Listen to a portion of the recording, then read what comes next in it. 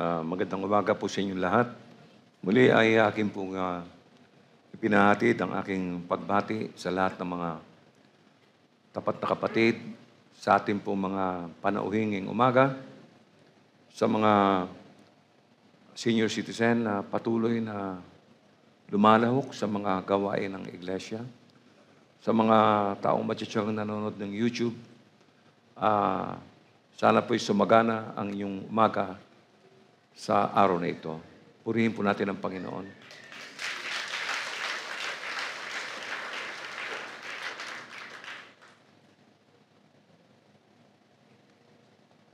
Tayo po ay manalangin. Ama naming banal na nasa langit, pinupuri po kita, sinasamba at tinataas ngayon habang naghahanda akong magsalita. Hinihiling ko ang iyong banal na patnubay, ang kalinawan sa pag-unawa at pagpapahayag ng mga katotohanan ng iyong salita. Nawa, ang mga salitang aking bibigasin ay mapuspos ng iyong karunungan at kapangyarihan. Naway maging pagpapala sa mga nakikinig. Tulungan mo ako magsalita ng buong linaw, kapangyarihan at pag-ibig at maihatid ang iyong mensahe na may kababaang loob at biyaya. Magatid nawa ito ng alab sa puso ng mga kapatid na nakikinig ng mga panauhin, maging ng mga nanonood sa kanilang mga tahanan na may takot at pagmamahal sa iyo. Akayin mo po sila sa iyong katwiran, Panginoon. Sana'y sumagana ang kanilang maghapon.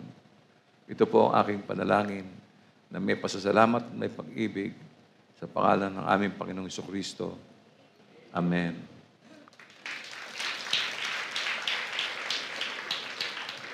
Lahat po tayo ay mayroong kanya-kanyang kaibigan, no?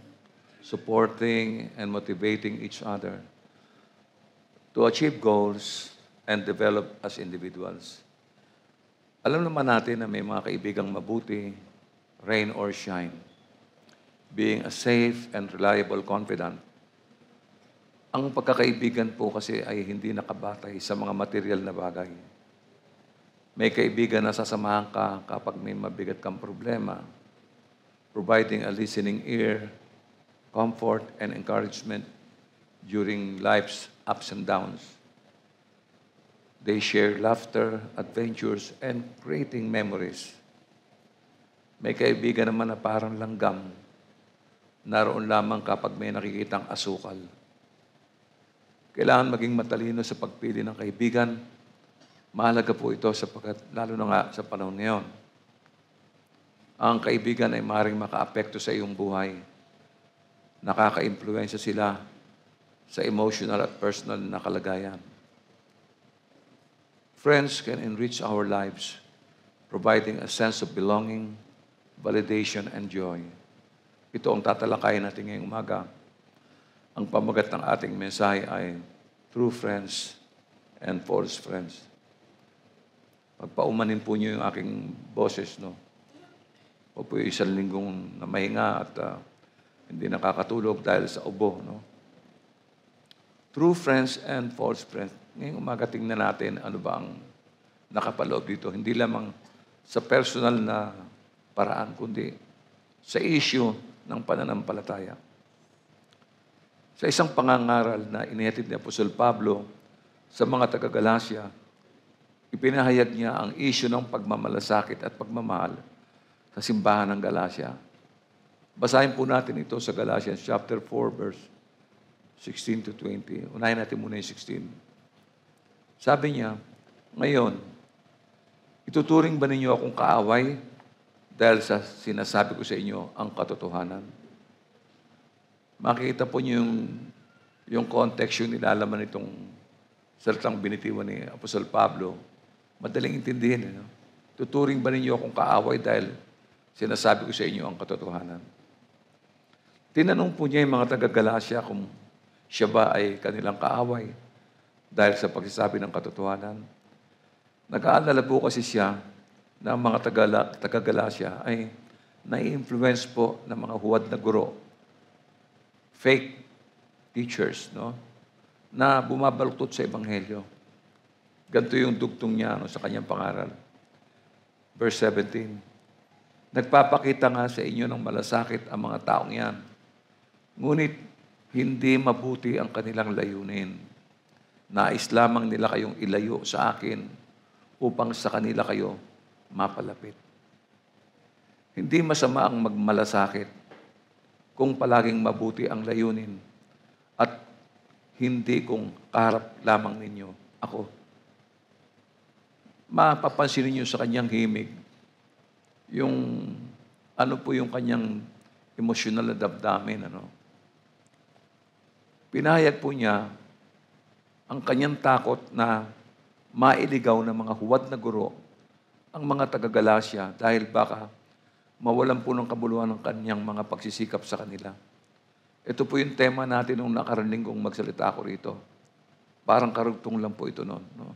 Ituloy natin ang pagbasa sa verse 19. Mga anak ko, dahil sa inyo yung minsan pa akong nagdaranas ng hirap, tulad ng babaeng nanganganak, hanggang sa ganap kayong mahubog kay Kristo.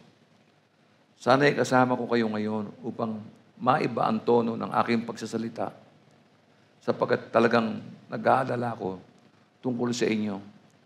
Alam niyo, no? Ang mga taga-Galasya ay tinuturing niya bilang mga minamahal na anak. Maliwanag na nagpapahiwatig ng kanyang pagmamahal at pagmamalasakit sa kanilang espiritual na kapakanan. Kaya kung tignan natin sa kabuuan, ipinapayag ni Apostol Pablo ang kanyang pagmamahal at pagmamalasakit sa mga taga-Galasya. Kaya hinihimok niya sila na manatiling tapat sa tunay na ebanghelyo at tanggihan ang mga maling aral na nagbabanta sa kanilang espiritual na paglago. Ang mga huwad na guro o tagapagturo ay wala pong malasakit. Hindi mga tunay na kaibigan ito. Mahalagang piliin ang magiging kaibigan. Why? Because friends can be a wonderful blessing. Friends can be a wonderful blessing. No? Kailangan lang maging matalino sa pagpili. Ano ba ang kailangan nating hanapin sa kaibigan? Kailangan ba siya Kristiyano? Kailangan bang matured siya? Kasi ang tunay na kaibigan ay nagtataglay ng ilang katangian na nagpapatibay, makabuluhan, at nagtatagal ang relasyon. Ang ilang mga mahalagang katangian ng tunay na kaibigan ay kinabibilangan ng mga sumusunod. No? Key qualities of true friends. No? Unang-una, kailangan siya ay trustworthy. Maaasahan. Pakinggan niyo mabuti ito. No? Kailangan siya maaasahan. Tapat. Mapagkakatiwalaan. Hindi sinungaling. Ingatan niyo yung mga sinungaling. Ikalawa, kailangan siya ay supportive. Nagbibigay ng encouragement at tulong kung kinakailangan. Ikatlo, meron siyang empathy. Maunawain sa damdamin ng iba. Nararamdaman niya. Nagpapakita ng habag at kabaitan sa kanyang minamahal na kaibigan. Mahalaga rin po yung loyal sa iyo yung kaibigan. Naninindigan siya para sa iyo. Tumutupad sa pangako at meron siyang dedication. No? Hindi siya tatalikod. Sumunod ay authentic. Ibig sabihin lang yan, totoo, tunay sa sarili, tunay sa kanyang sarili, at sa iba. Hindi siya nagbabago. Hindi siya fake. Ano pa? Being present. No? Nananatiling nakikipag-ugnayan sa iyo. At naroon siya kapag kailangan. Offering help. Nag-aalok ng tulong at suporta. Hindi lamang sa pera, kundi emotional, practical, at financial man. Ganon siya, ganon yung tunay. No? He or she is also good communicator. Hindi malihim, hindi mapagtago. Nakikipag-usap ng bukas, tapat, at may paggalang. Hindi lamang siya good communicator, kundi he is also an active listener. Nakikinig ng mabuti sa inyong mga diskurso. Nagtatanong at nagpapakita ng interes sa buhay ng kanyang kaibigan. May isa pa siyang katangian, non-judgmental. Sinusuporta ng kaibigan ng walang paghuhusga. No? Inaalam niya muna ang mga bagay-bagay bago siya magsalita. Meron pa, reliability. Maaasahan siya sa kanyang mga pangako. Naroon siya sa araw ng mga pangako, rain or shine. At kasama mo siya, celebrating successes. Nagdiriwang po sa tagumpay mo at pag-unlad mo bilang isang kaibigan. Kaya makikita mo, no, nandun siya, kasama siya. Marami kasing fake, no? Katulad ng mga taong ito, no? Mga Kristiyano po yung sinasabi nito ni Apostol Pablo.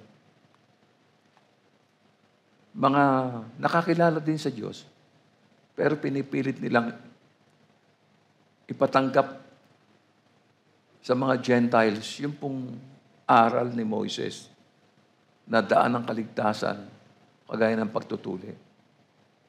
Mali po yun eh. Palibasa may malasakit si Apostol Pablo, kaya ganun na lamang po yung kanyang pagpupursige. No?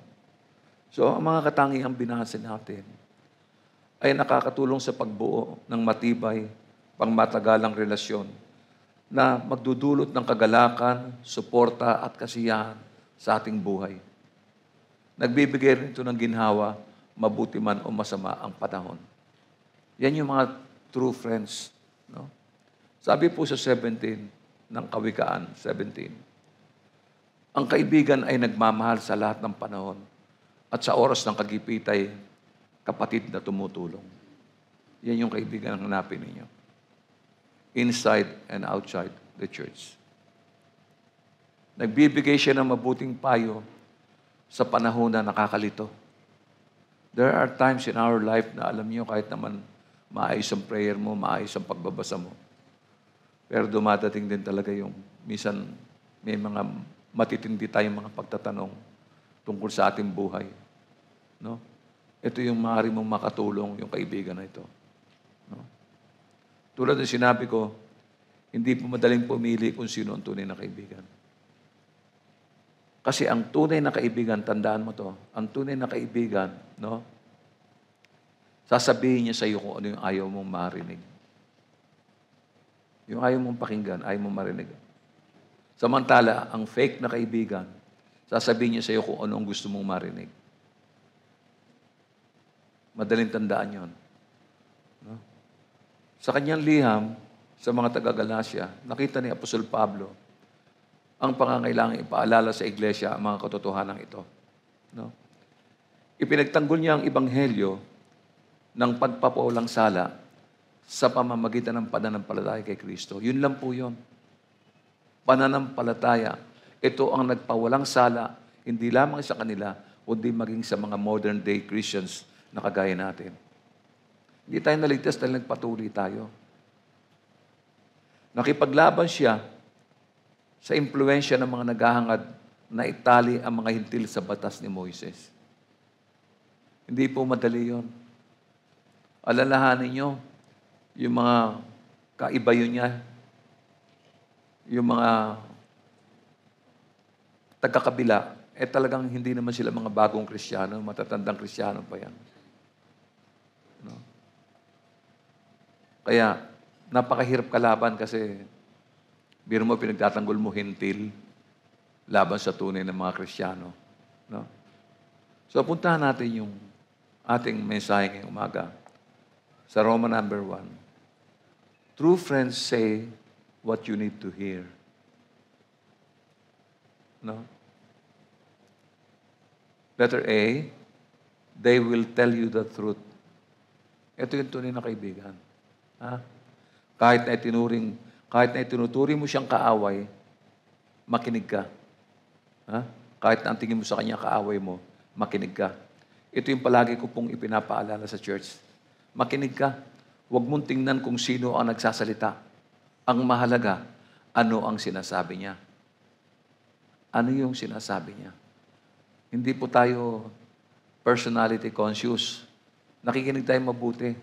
No? Tulad ng sinabi ni Apostle Pablo sa Galatians chapter 4, verse 16, ang sabi niya, ngayon, ituturing ba ninyo akong kaaway dahil sa sinasabi ko sa inyo ang katotohanan? Galit sa kanya yung mga Hudyo. Ito po yung mga Christian Jew. Galit sa kanya kasi sinasabi niya yung totoo na ang kaligtasan ay sa pamamagitan ng pananampalataya. Dinadagdag kasi nila, tinatali nila yung kanilang pananampalataya na kailangan, para ikaw maligtas, kailangan sumunod ka sa kautusan. At isang sa mga kautusan ito ay ang magpatuli ka. No? Ang tanong po ni Apostol Pablo ay naghatid po ng itensyon, no? Sa pagitan nila, no? Pagsasabi ng katotohanan at ang potensyal na pagtanggi ng mga taga-Galasya sa mensahe niya. Pwede kasi siyang iwanan ng mga tao eh. Tandaan natin, kahit na po masakit ang tono ng kanyang mga salita, no? Pakinggan mo dahil may matututunan ka. Yung mga magulang natin, kung matatandaan nyo, minsan naiinis tayo dahil masasakit ang tono ng salita nila. Pero madalas, tama sila. Amen po ba? Yung mga paalala nila sa mga nakababatang mga anak, Uy, huwag na kayo dyan sa labas, pumasok na kayo sa loob, baka kung ano mangyari sa inyo. Di ba? Madalas, nabibigatan tayo sa pakikinig sa mga paalala ng mga matatanda sa atin, lalo na yung mga magulang natin. Pero tama po sila. Tama sila. Ako, marami ako natutunan dyan. Makinig ka kasi, no? Sabi po sa Galatians chapter 4, verse 20, sabi niya, sana'y kasama ko kayo ngayon upang maiba ang tono ng aking pagsasalita sapagkat talagang nag-aalala ako tungkol sa inyo. Nakita niyo, ganun po katindi, no? Yung damdamin ni Apostol Pablo sa pag-aalala sa mga taong ito. Kasi imagine niyo, matagal na panahon mo sinamahan itong mga hintil. Tinuturoan mo silang makilala si Kristo at manalig sa Kanya at sumampalataya. Tapos ito naman itong mga Christian Jew, darating manggugulo. Sisirain mo yung mga pananaw ng mga tao at bibigyan mo ng maling aral. Yun ang unang-unang pinag-aalala ni Apostol Pablo. Katulad din namin, mga nangangaral, katulad ng mga manggagawa. Di ba? Nakakatakot makita na dinidikitan ng mga taong ito na nangangaral din na iba ang itinuturo sa tunay na ebanghelyo ni Kristo. Nangangamba kami na baka maakit kayo at maagaw kayo. Sa halip na maligtas kayo, ay mapahama kayo. Ganun po yun. Di ba? Kaya nga maingat na maingat ang iglesyang ito sa pagtanggap ng anumang mga aral. Antimano, mayroong mga rejections kagad. Sapagkat wala po tayong maidadagdag sa ebanghelyo ni Kristo. Yun na po yun. Buong katapatang inilahad ng ating Panginoon ang ebanghelyong ito. Sino makapagdadagdag nito sa atin? Sino yung mga modern day Christians na ito na nagpapasakop sa kung ano-anong aral na hindi naman maliwanag na nakasulat sa Biblia? Mapanganib po yan. Ganyan ang pag-aalala ko doon sa mga kapatid na nakakilala na at sumasampalataya na. Baka sila maakit pa. Yeah. Tunay na kaibigan si Apostol Pablo. Tunay siyang kapatid. Meron siyang malasakit. Ayaw niyang matutunan ng mga hintil ang aral na ipinipilit ng mga Kristiyanong Hudyo. Now, in times like this, letter B, you need true friends. No? Sa ganitong pagkakataon.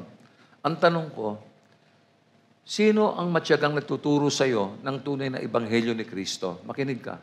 Sino nagtuturo sa iyo ng tunay na ebanghelyo ni Kristo? Sino ang nagmamalasakit na makamtan mo ang buhay na walang hanggan?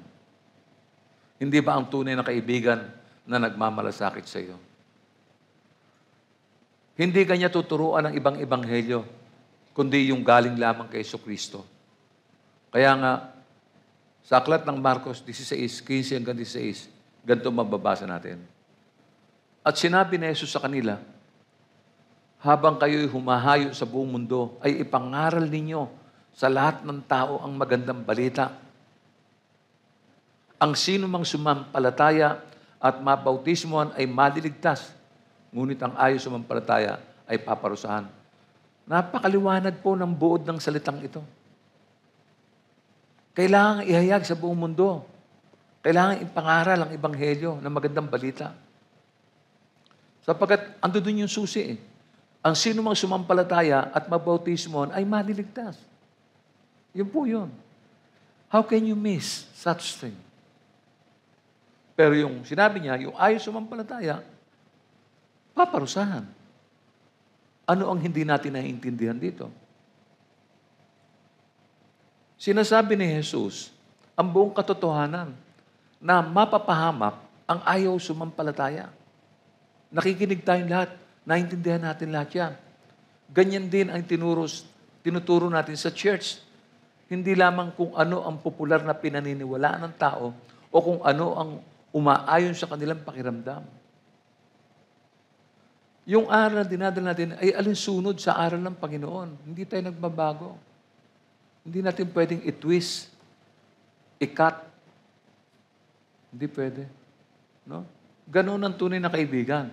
Kaya kailangan malinaw natin pakinggan ang ebanghelyo ng kaligtasan at ang babala ng apostol sa mga mapapahamak. Talagang meron pong maliligtas, meron po talagang mapapahamak. Given na po yan. Wala pong tayong pwedeng ireklamo, hindi natin pwedeng questionin. Bakit ganun? Bakit may maliligtas? Bakit may mapapahamak? Wala po tayong pwedeng itanong eh. Sapagkat yan po'y naisulat na simula pa ng unang panahon. Kaya kailangan natin makinig at pakinggan ang ebanghelyo ng kaligtasan at ang mga babala na sana wag dumating. Basahin pa natin yung Galatians chapter 1, verse 8 and 9. Ano sabi ni Apostol Pablo? Subalit parusahan nawa ng Diyos ang sinuman. Maging kami o isang anghel man na mula sa langit na mangaral sa inyo ng magandang balita na iba sa ipinangaral na namin sa inyo. Madaling tandaan yon. Itong dumadating na aral ngayon, very popular. Teka muna, hindi nabanggit ng Panginoon yan. Walang nakasulat na ganyan. Hindi natin pwedeng tanggapin yan. Nakita nyo, ang daming aral. Ano yung mga aral na yan? Laughing spirit. Walang gagawin ng church during the sermon, kundi magtawanan. Dahil yan ang gusto ng Espiritu. Saan mababasa yan? Yung speaking in tongues, nasa Bible yan. Pero dapat mong intindihin mabuti. Huwag kang padalos-dalos. Ipinaliwanag yan. Sa 1 Corinthians chapter 14, basahin mo muna yon bago ka mag-speaking tongues. May mga nakalagay sa Bible na kailangang intindihin at unawain. Sa makatuwid, kung hindi pumapasok doon sa layunin, huwag natin i-practice yan. Meron pa, yung pinaka-latest.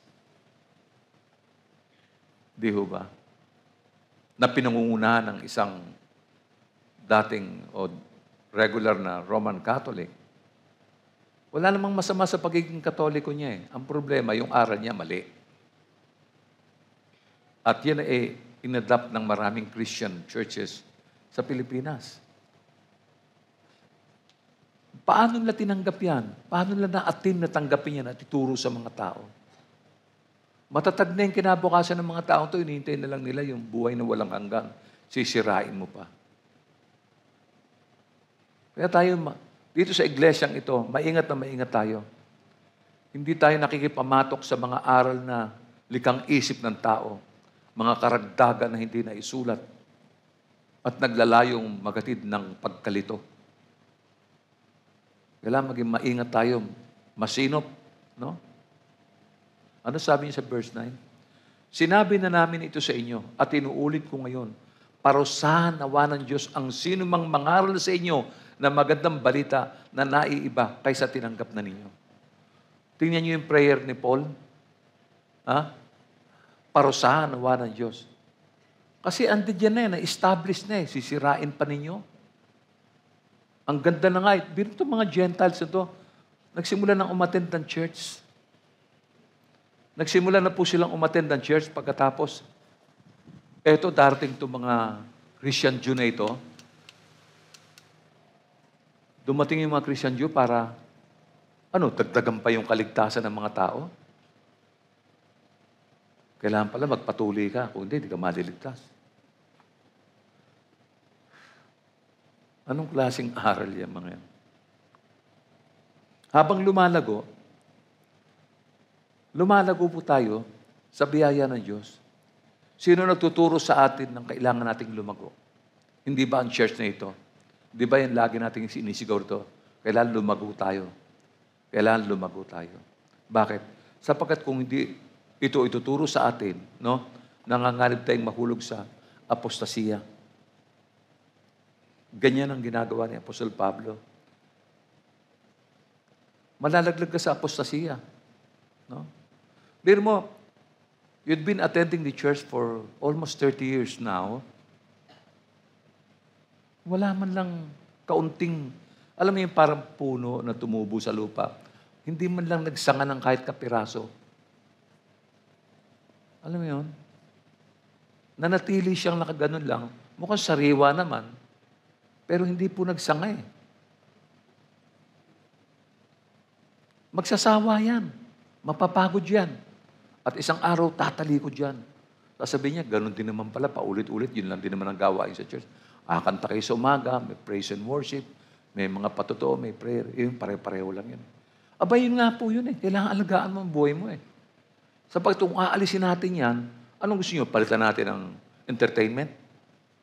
Magkakantahan tayo to. Mag-rock and roll tayo rito. Magsayawan tayo. Bagsak tayo pagka ganon. No?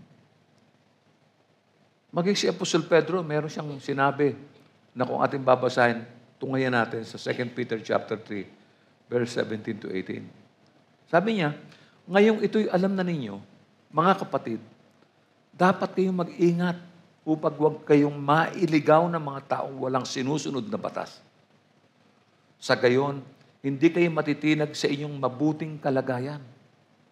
Hindi kayo matinag sa inyong mabuting kalagayan. Ibig sabihin, maganda na yung kalagayan ninyo. Okay na yun. Ang gagawin lang natin, ipagpapatuloy natin yun. Magtsatsaga tayo. Marami tayong mararanasan, pero ganun talaga. Sa pamamagitan ng pagsisikap, pagtsatsaga, ay ultimately, we will reach all together the finish line. Sabi pa niya, sa 18, magpatuloy kayong lumago sa kagandahang loob at sa pagkakilala sa ating Panginoon at tagapagligtas na si Jesucristo. Ano sabi? Magpatuloy kayong lumago.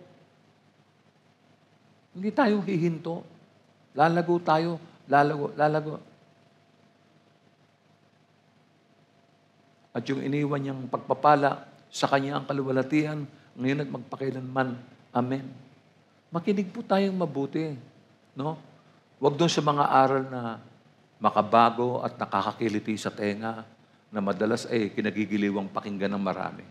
Lalo na yung sa mga TV, nanonood kayo ng mga yung pastor na nakikipag-away na kaya nasisira ang lahat ng pastor eh. Yung isa naman pastor naman mukhang pera. Di ba? Yung isang pastor naman naka-armalite pa, nakalabas ang dila. Nasisira yung imahe ng pastor eh. Di ba? Mukhang pera. Diba? May mga pastor na sa church, nagtatrabaho pa. May mga extra income pa. Parang hindi nabubusog. Sapat ang pagpapala ng Diyos sa mga taong tapat. Hindi mo kailangan magdoble-doble ng trabaho para mabuhay ka. Ang Diyos ang bahala sa iyo. Sa tinagal-tagal ko sa pananampalataya, tama yung sinabi ng aklat eh. Wala pa akong nakitang tao na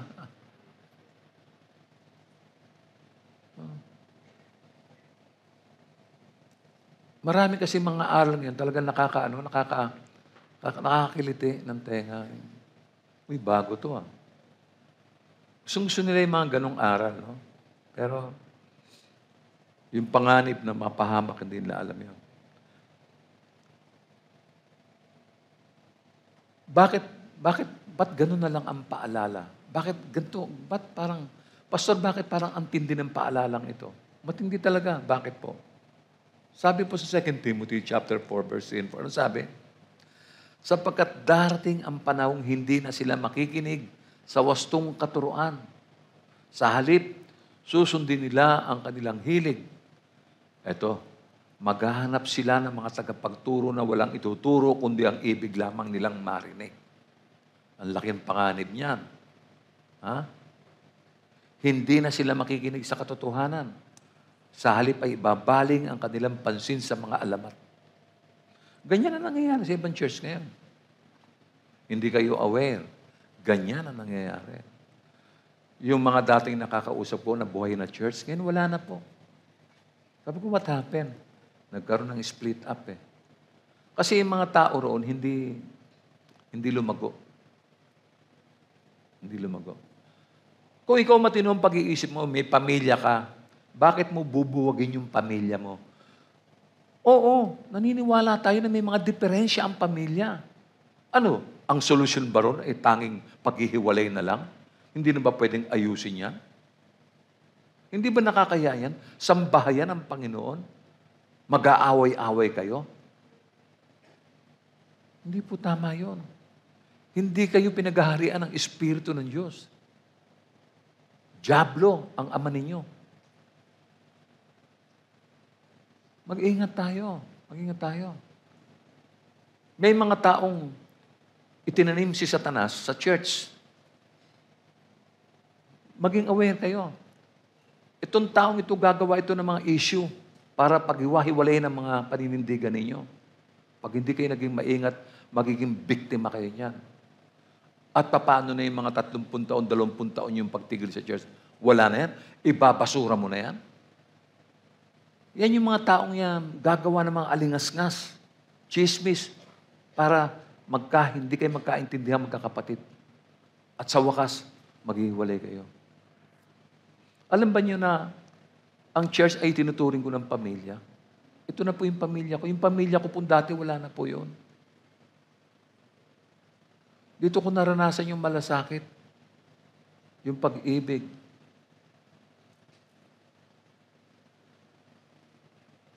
Dito ko natikman yung pag-aalala ng kapatid. No? Dito ko lang naranasan yun. Kasi doon sa labas, hindi naman totoo eh. Ang mga tao sa labas, para mga artista. Ang gagaling ng acting. Dito sa church, hindi nga sila perfect, pero ang sarap nilang kasama. Kasi pamilya. May perfect bang pamilya? Not even marriage. Wala hong perfect marriage. Wala hong perfect church. Because we're all imperfect. Kung wala ang Panginoon, tapos na tayo.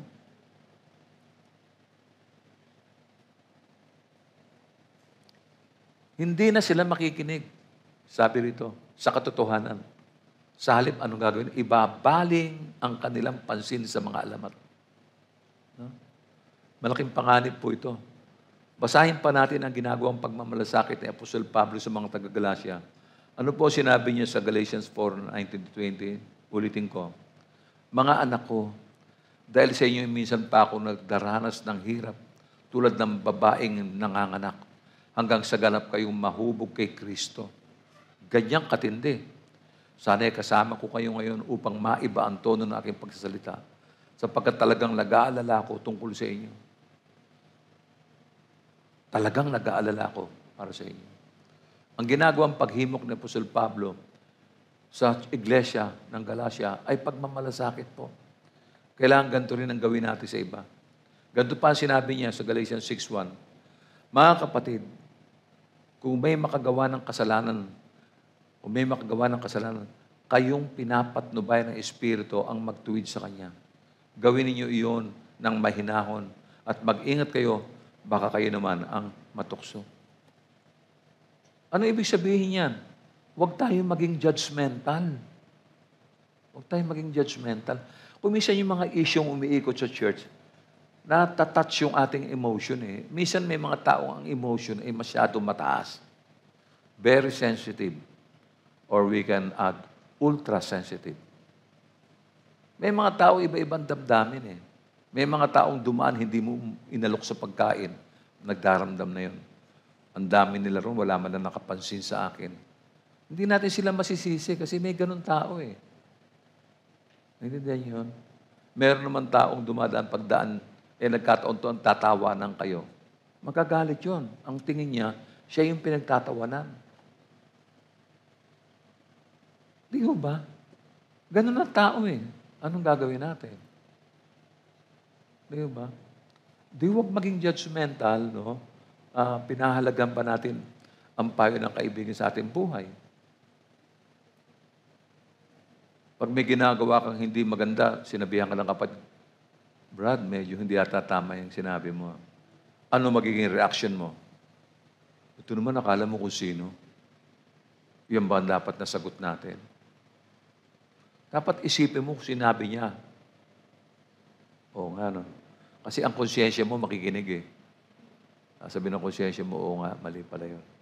Oo nga, sorry. Diba? Let's go to letter C. Heed the wisdom of David and Solomon. Marami tayong matututunan dito. No? Ito po kinopya ko sa King James Version na English pagkatapos sa Tagalog. No? Gusto ko lang kasi huwag mawala yung pinakakatas at kahulugan ng wika. Sabi po sa Psalms 141:5a, let a righteous man strike me. It is a kindness. Let him rebuke me. It is oil for my head. Let my head not refuse it. Ganito lang sa wikang Pilipino. Pagkat may pag-ibig ang mabuting taos, pwedeng magparusat pagwikaan ako. Ngunit ang masama ay hindi ko ibig na ang aking uloy buhusan niya ng langis.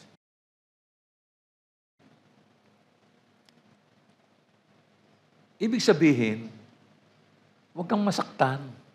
Pag may sinasabi sa iyo, huwag kang masaktan. Tingnan mo, baka may matututunan ka. Kasi yung overly sensitive tayo, hindi tayo matututo. Pag may sinasabi sa atin, pakinggan natin.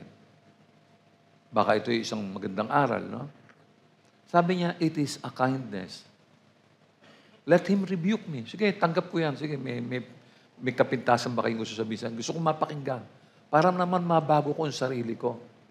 Ganyan ang tamang tao, no? Huwag mo iwasan yung puna sa'yo kasi diyan ka matututo eh. Paano mo? Yung kasalanan mo, di mo nakikita, pero nakikita ng tao. Di ba? Let him rebuke me. Di ba? Sabi niya, it is oil for my head. Let my head not refuse it. Sana wag kong tanggihan yung mga rebuke ninyo na yan. Yung mga puna ninyo na yan. Yun pong ibig sabihin. No? Meron pang isa sa Proverbs 13:18. Poverty and disgrace come to him who ignores instruction. Listen carefully. But whoever heeds reproof is honored. Kahihiyan ang kasasadlakan ng hindi nakikinig sa saway. Nakita nyo na yun? Ngunit ang tumatanggap ng payo ay mag-aani ng karangalan. Kaya sabi ko kanina, huwag kayong tatanggi at huwag kayong mainsulto kung may mga pumupuna sa inyo. Kung napagsasabihan kayo, tanggapin nyo. Wala namang masama ron eh. Tanggapin nyo. No? Ang liwanag, no? Kahihiyan ang kasasadlakan ng hindi nakikinig sa saway.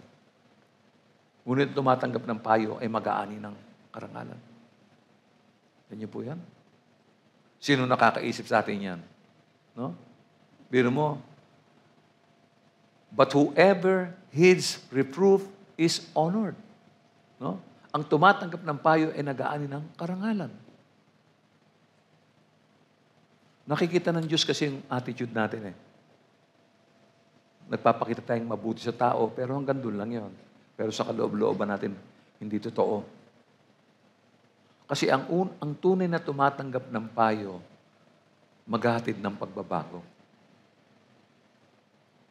Kaya hindi ka nabago kasi hindi mo tinanggap yung payo. Kasi ni-reject mo. Kasi nung sinasabi siya yun, kumukulo ang sikmura mo. Get mo? Kaya hindi ka matututo. Mananatili kang ganyan. Kawawa, di ba? Meron pa po. Proverbs 15:31-32. The ear that listens to life-giving reproof will dwell among the wise. Whoever ignores institution despises himself, but he who listens to reproof gains intelligence. Sa Tagalog, ang marunong makinig sa paalala ay mayroong unawa at mabuting pasya. Kita mo? Nakita mo? Yung marunong daw makinig sa paalala, mayroong unawa at mabuting pasya. Meron siyang mabuting judgment. Tama yung kanyang judgment. Ano pa? Ipinapahamak ang sarili ng ayaw makinig sa pangaral. Ngunit ang nagpapahalaga sa paalala ay nagdaragdag ng kaalaman. Huwag mong patigasin ang puso mo. Matuto ka. Ganyan talaga. Meron pa po. Bago tayo lumipat, meron pa. Proverbs 25:12. Sabi rito, like a gold ring or an ornament of gold is a wise reprover to a listening ear. I repeat that. Like a gold ring or an ornament of gold is a wise reprover to a listening ear. Ang magandang payo sa marunong makinig ay higit na dihamak sa ginto o mamahaling alahas.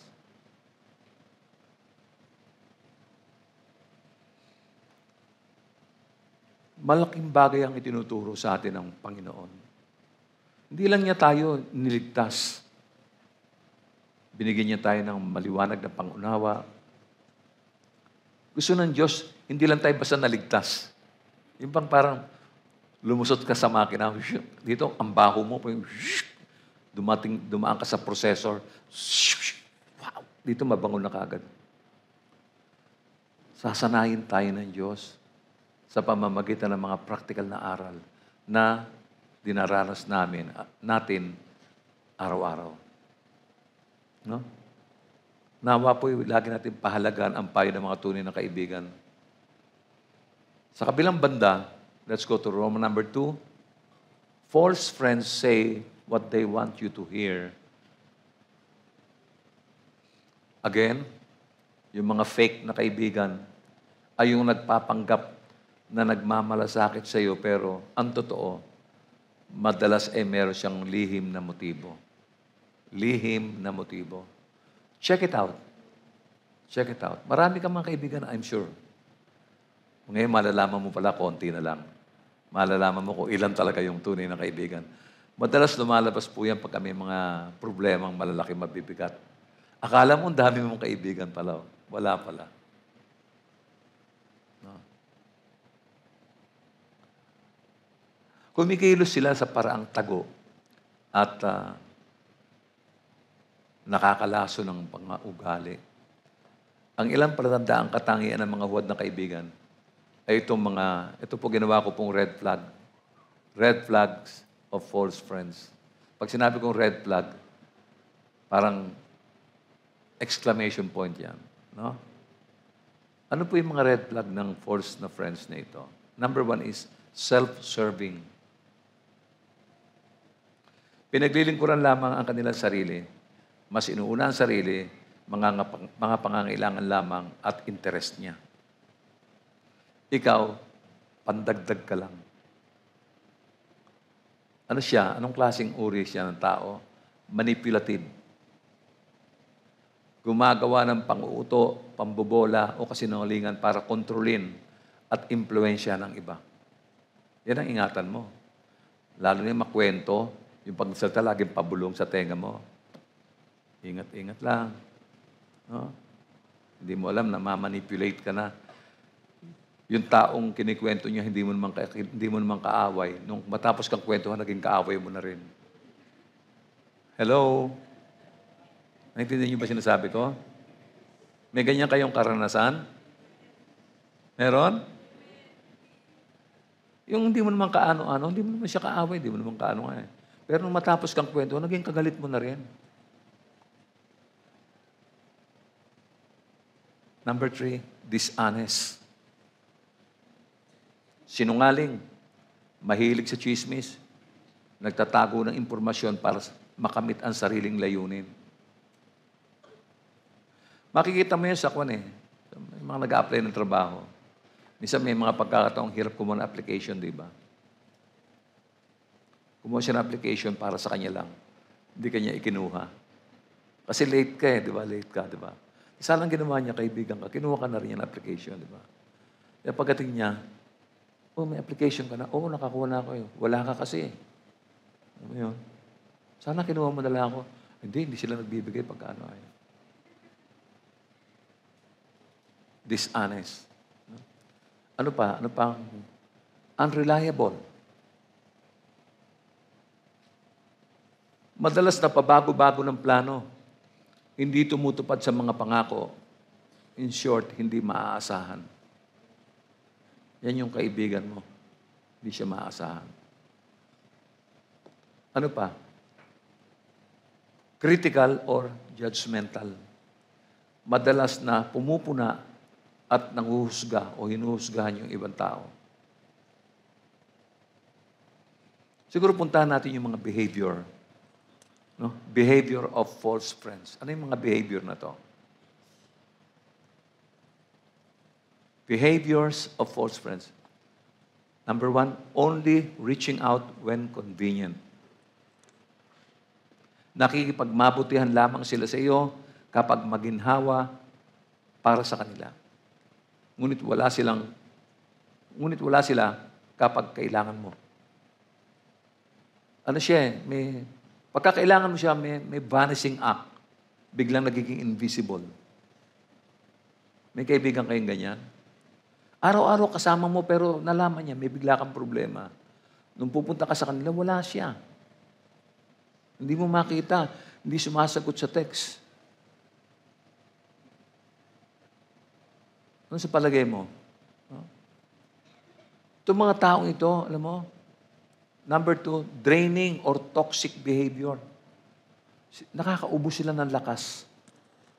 Nagpapasama ng iyong pakiramdam. Nakakasulasok ang pag-uugali.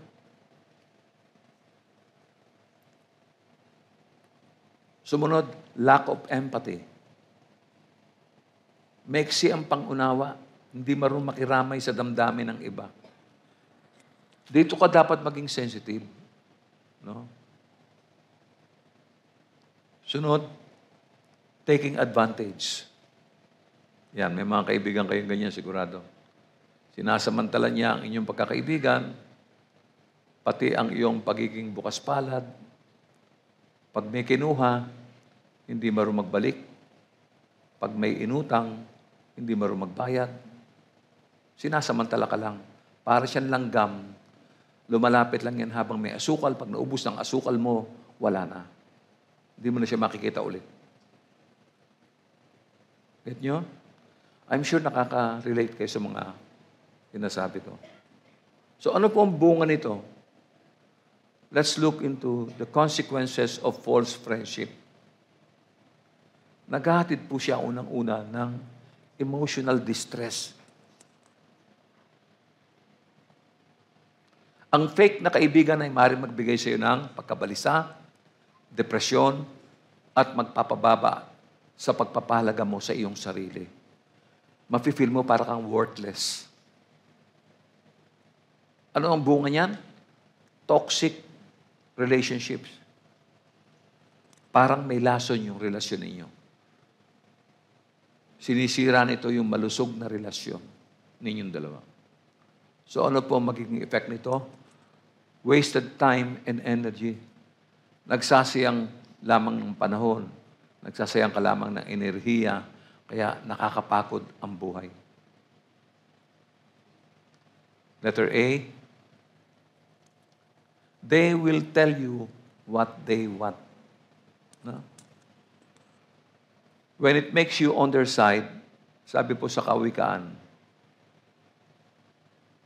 26, 24 hanggang 26, ang tunay na damdamin ng mapagkukunwari ay matatago sa salitang mainam. Matamis pakinggan, ngunit huwag paniwalaan sapagkat yun ay bunga ng kanyang pagkasuklam. Maaring ang galit niya ay maitago sa magandang paraan, ngunit nalalantad din sa mata ng lahat. No? Again, they will tell you what they want. When you have something they want, ganyan ang gusto nilang gawin sa church ng Galatia, chapter 6, 12, 13. Ang sabi, ang mga taong naghahangad na mapuri ng kapwa, ang namimilit sa inyong kayo'y magpatuli.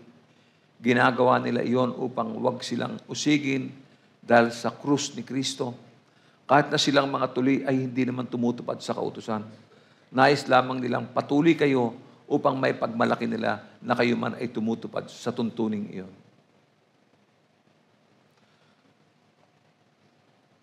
Kaya may mga tao na naghatid ng kalituhan sa mga nakakilala na sa Diyos. Kasi, tingnan nyo, kung hindi pala magiging sapat yung kaligtasang ibinigay ni Kristo, hindi rin tayo maliligtas. Kasi, kailangan natin sundin yung kautusan. At alam natin, hindi natin masusunod ang kautusan. Doon pa lang sa 10 utos, marami na pong babagsak doon at pupunta ng impyerno. So, kung wala kang kaligtasan na ibinigay ni Kristo, wala ka rin kaligtasan sa kautusan. Ano mangyayari sa tao? Kaya nga dumating ang biyaya ng Diyos para lahat ng tumanggap at sumampalatay kay Kristo ay magkaroon ng buhay na walang hanggan.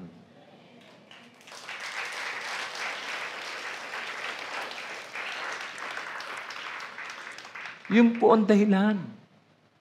Kaya nga, alam ng Diyos, kasi, look, ito ang batas ng Diyos. Hindi natin pwedeng baguhin yon. Ginawa na ng Diyos yun eh. For whatever purposes, siya nakakaalam nun. Ngayon, yung tao, hindi siya obedient. Hindi siya masunurin. Nakita ito ng Diyos sa simula pa lamang sa paraiso. Di ba? Nabola silang mag-asawa eh. Listen, makinig kayo mabuti. Dito nakaugat yung kaligtasan.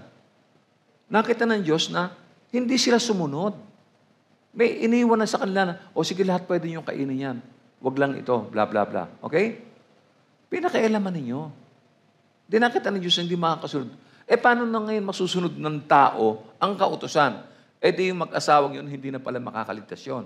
Paano yung mga anak nila? Yung magiging apo nila, hindi na rin maliligtas. Kasi sumuhay sa kasalanan eh. Ang Diyos ang nag-adjust, mga kapatid. Isipin mo, makapangyarihan Diyos siya, dapat ang utos ng Diyos, utos ng hari, hindi mababali. Dapat ganun yun. Ang utos ng Diyos, permanente. Anong ginawa ng Diyos na makatarungan? Siya ang nag-adjust. Kaya nagkaroon ng biyaya. Yan yung grace. Dahil nakita ng Diyos na hindi matutupad ng tao yung kautusan. So, ibinigay niya itong grace na to at ito po yung kaligtasan ng pananampalataya natin. Kaya tayo naligtas. Kaya nga yung kaligtasan natin, hindi po galing sa pagsunod sa kautusan, kundi tinanggap natin ang pananampalataya at tinanggap natin si Kristo bilang ating Panginoon tagapagligtas. Kaya tayo naligtas.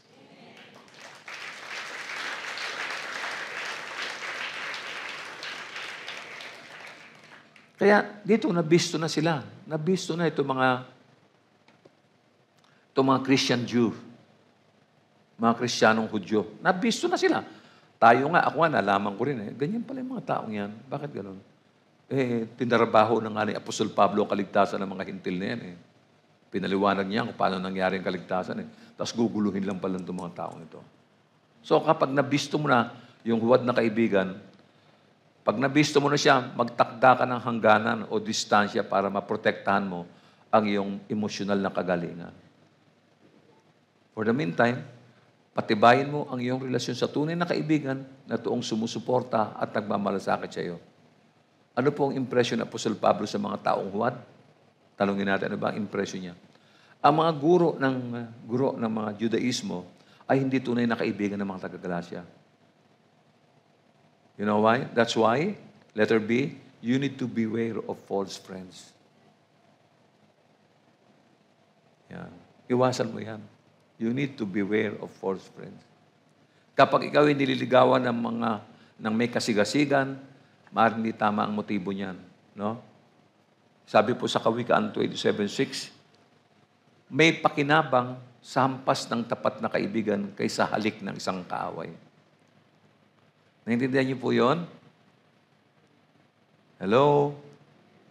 May pakinabang sa hampas ng tapat na kaibigan kaysa halik ng isang kaaway. Naintindihan niyo na kung ano yung halik, ano? Sino po ba ang humalik kay Jesus? Diba? Kaya minsan yung kapatid na nagkasalita sa'yo, medyo masakit ang pakiramdam mo, okay lang yan. Naintindihan mo ba yung mensahe niya? Maghahatid ng kagalingan sa iyo yan. So, nakita niyo na, sino sa inyo nakaranas nito, yung talata na yan? Meron ba nakaranas sa inyo dito? Sino sa inyo yung nasaktan? Sino sa inyo yung nag-emotional? Kala ko pa naman kaibigan siya pang magbibigay ng sakit sa puso ko. Di ba? Di ba? Ayan. Ilalayo ka niya sa tunay na kaibigan upang sa kanya ka mapalapit. Hindi lang yan, dadaling ka niya sa mga bagay na maglalayo sa iyo sa tunay na pananampalataya at aral ng Diyos. Mga bagay na walang kabuluhan at hindi ka pakipakinabang. Nagbigay din ng babala si Apostol Pablo tungkol dito sa Roma 16, 17 hanggang 18. Mga kapatid, sabi niya, nakikiusap ako sa inyo, mag-ingat kayo sa mga pasimuno ng mga pagkakampi-kampi at sanhi ng pagtalikod dahil sa pagsalungat nila sa mga aral na tinanggap ninyo. Iwasan ninyo sila. Ang mga taong gayon ay hindi naglilingkod para kay Kristo na Panginoon natin, kundi para sa pansariling hangarin. Inililigaw nila ang mga may mahinang pag-iisip sa pamamagitan ng kaakit-akit at matatamis na pangungusap. Beware, folks. Ingat kayo. Yan, sinasabi ni Apostol Pablo yan. Mag-ingat kayo sa mga pasimuno. Ha? Ano yan eh? Tahimik lang yan sa church, pero pagka salita yan, ang bilis kumalat parang baga. Ha? Ha? Dadaling ka ng tunay na kaibigan sa kaligtasan, hindi ng kaaway. Yun ang piliin mong kaibigan. Yun maghahatid sa iyo sa kaligtasan. Meron pa po.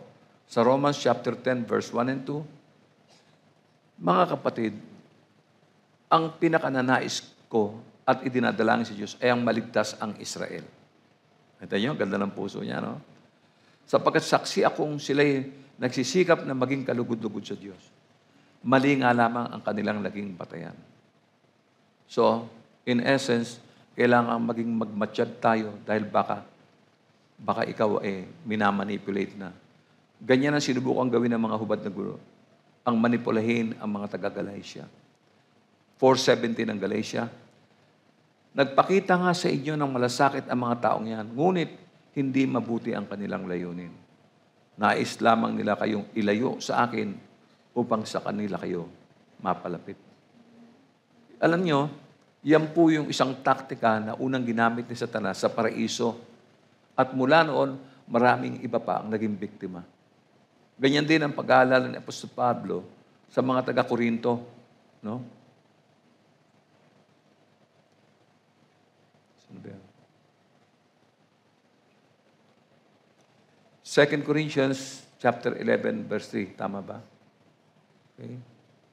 Ngunit nag-aalala kung baka malason ang inyong isipan at malayo kayo sa tapat at dalisay ng pananampalataya kay Kristo, tulad ni Eva na nalinlang ng ahas. Meron na kasing president eh. Nangyari na po kasi. Kaya tama po yung paalala eh. No?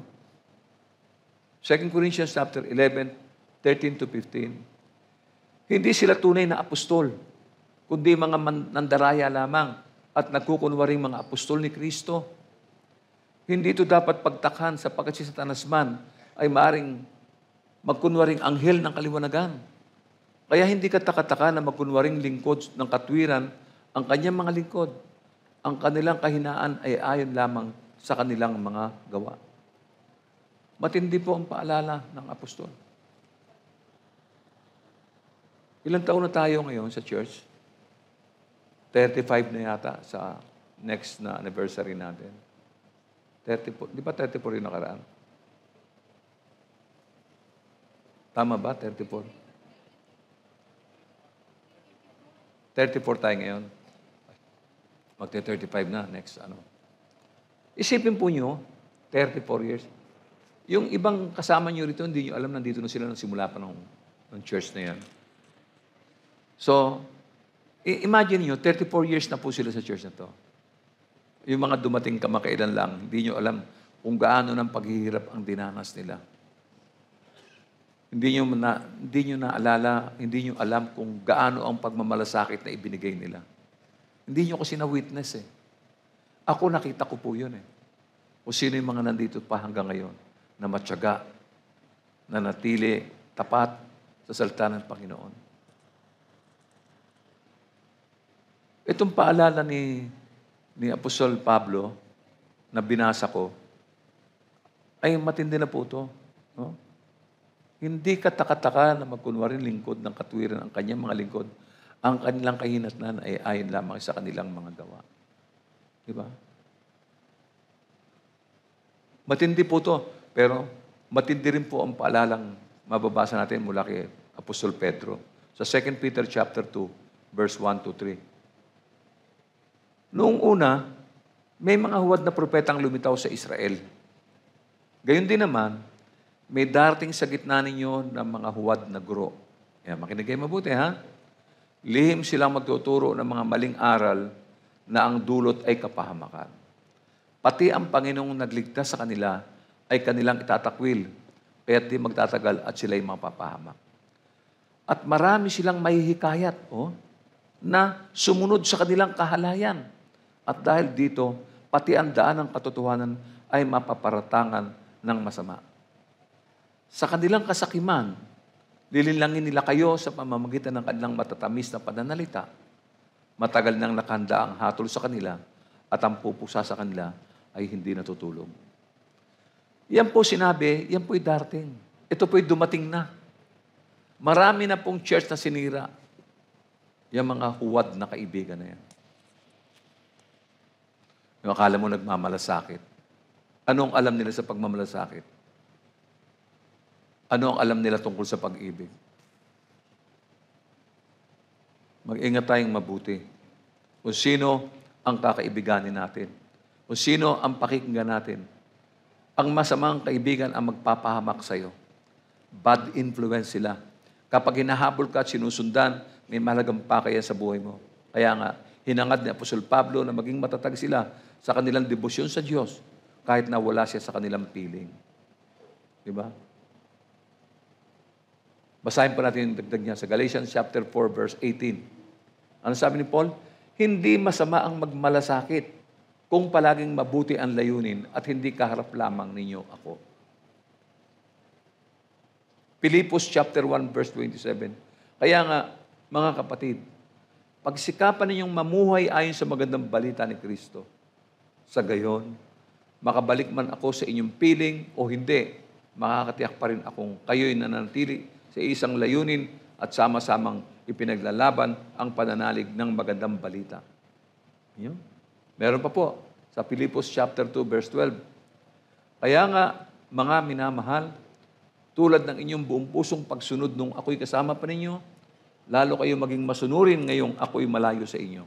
Pag sumikapan ninyong maging ganap ang inyong kaligtasan ng may lubusang paggalang at pag-ibig sa Diyos.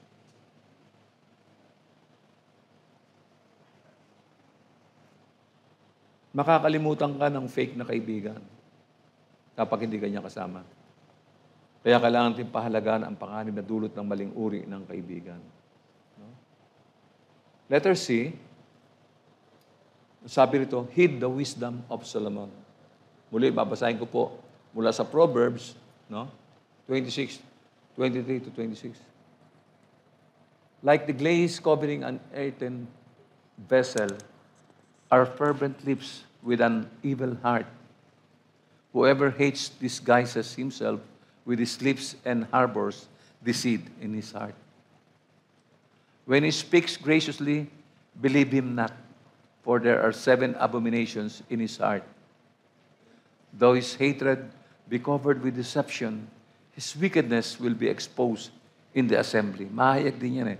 Sa Tagalog, ang matamis ngunit pakunwaring salita ay parang pintura ng mumurahing banga.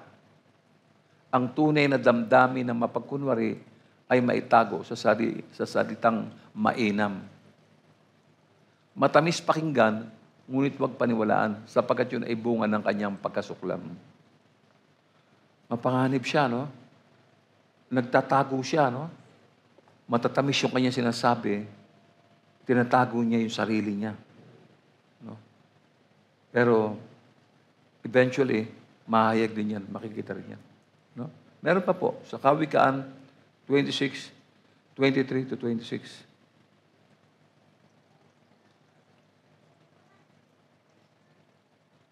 Ang matamis, ngunit pakunwaring salita, ay parang pintura. Parang kanina yan, ano? Oo nga, no? Ayun. Ayun.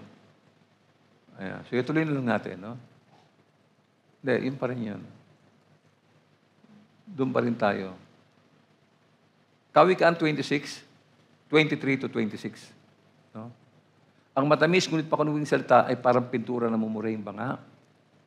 Ang tunay ng damdamin ng mapagkunwari ay matatago sa salitang mainam. Matamis pakinggan, ngunit huwag paniwalaan sapagkat yun ay bunga ng kanyang pagkasuklam. Maaring ang galit niya ay may tago sa magandang paraan, ngunit, eto na, nalalantad din sa mata ng lahat. Ma-expose po yan. Makikita yan. Nakakagalit po ang mga pagkukunwaring ito. Totoo yun.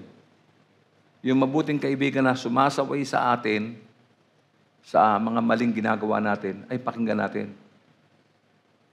Meron kang ginagawa hindi mabuti sa buhay mo, pinagsabihan ka ng kapatid. Huwag ka magalit, makinig ka. No?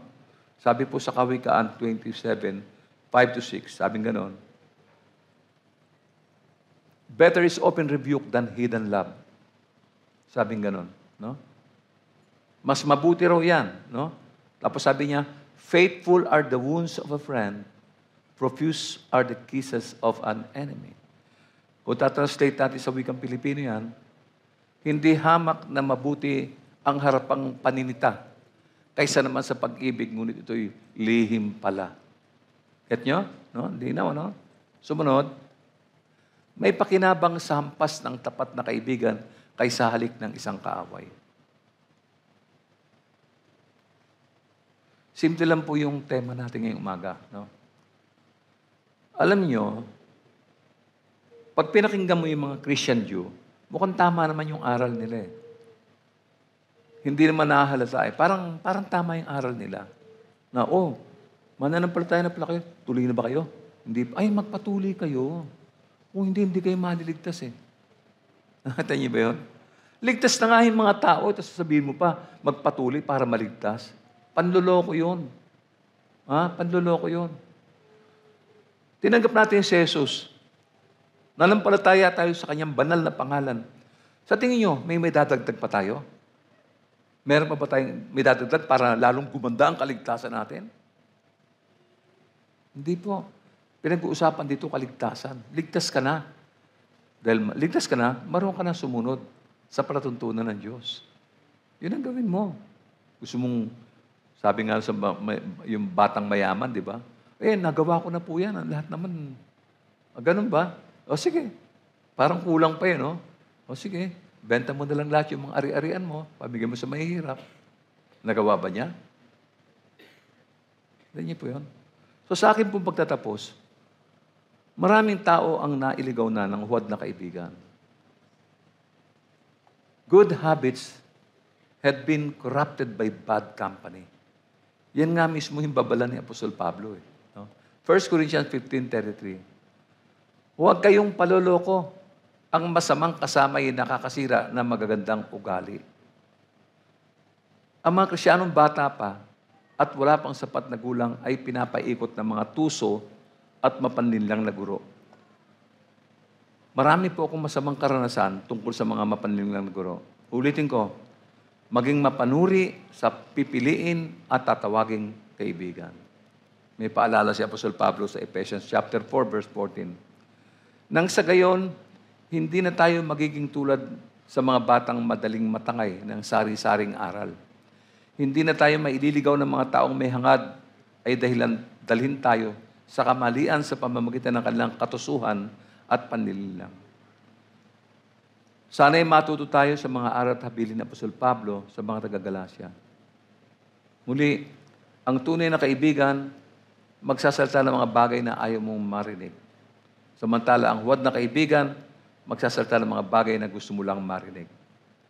Ang pinakadakilang kaibigan na maaari nating asahan ay yung pong nagmamahal ng walang kondisyon, laging naroroon, nagbibigay ng kaaliwan at patnubay. Mapagkakatiwalaan, maaasahan, tumutupad sa mga pangako at tapat makisama. Nakakaunawa sa ating mga pakikibaka, damdamin at kahinaan, nag-aalok ng lakas, pampatibay loob at suporta. Ang pagmamahal at pangako ay nananatili, nagpapatawad, nagpapanumbalik at nagdatala at naghahatid ng pag-asa. Sa pamamagitan ng kanyang mga turo, buhay, kamatayan at pagkabuhay na maguli, ipinakita niya ang isang malalim na pagkakaibigan na higit sa mga relasyon ng tao. Ang tunay na kaibigan nating lahat ay walang iba, kundi si Jesus. Tanging si Jesus lamang.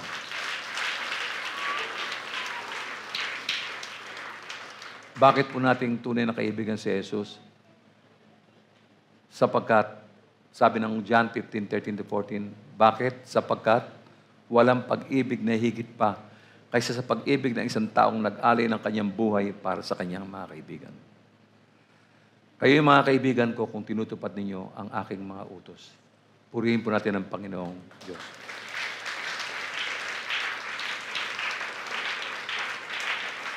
Purihin natin ang Panginoon.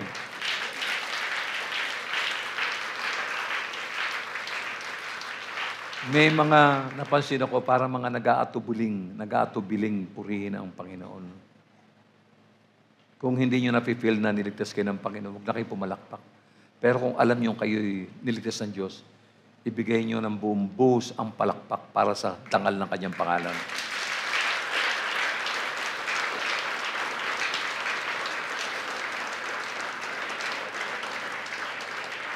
Tayo pong lahat ay tumayo at tayo po ay manalangin.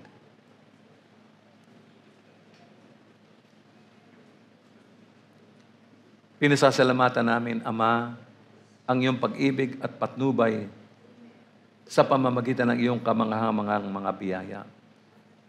Salamat sa banal na Espiritu na patuloy na kumikilos sa amin upang makasunod kami sa iyong mga tuntunin. Tulungan mo kami, Ama, at samahan habang ipinapahayag ang iyong masaganang biyaya ng kagandahang loob sa aming mga mahal sa buhay, mga kaibigan at kakilala. Tulungan mo kami, Panginoon, na ilaan ang aming panahon, na sundin ang iyong buong kalooban, na abutin niya ang mga tao sa aming kapaligiran upang lalo kang madakila sa aming mga buhay. Ipagkaloob mo, O Panginoon, na magkaroon kami ng isang tunay na kaibigan na makakasama namin sa lahat ng iyong gawain. Bigyan mo kami ng kaibigang pupuna sa aming mga kamalian, kaibigang magpapayo sa aming mga kamalian at kahinaan. Kaibigan na may pagmamalasakit sa buhay ng mga taong wala pa kay Kristo Jesus. Sila ang mga kaibigan na nais naming makasama, Panginoon, habang kami humahayo at naglalakbay sa daang nagbibigay buhay. Dalangin ko, Panginoon, na patuloy mo kaming patnubayan, gabayan at bigyan ng karunungan.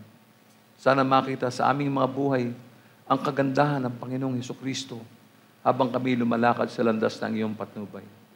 Ito po ang aming panalangin nang may pasasalamat sa pangalan ng aming Panginoong Hesukristo. Amen.